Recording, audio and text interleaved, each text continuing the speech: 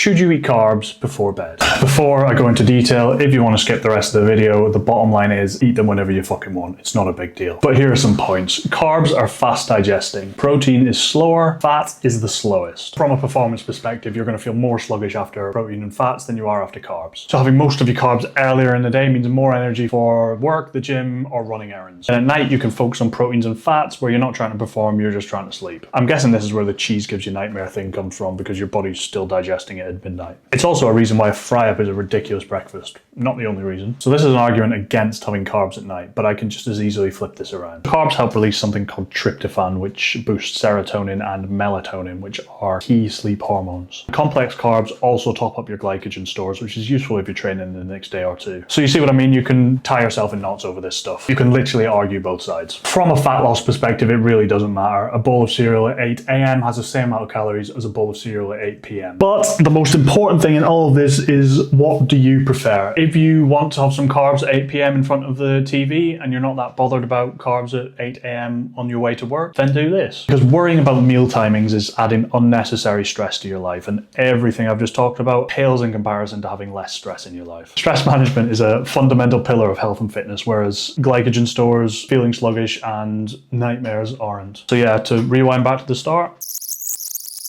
eat them whenever you fucking want. It's not a big deal.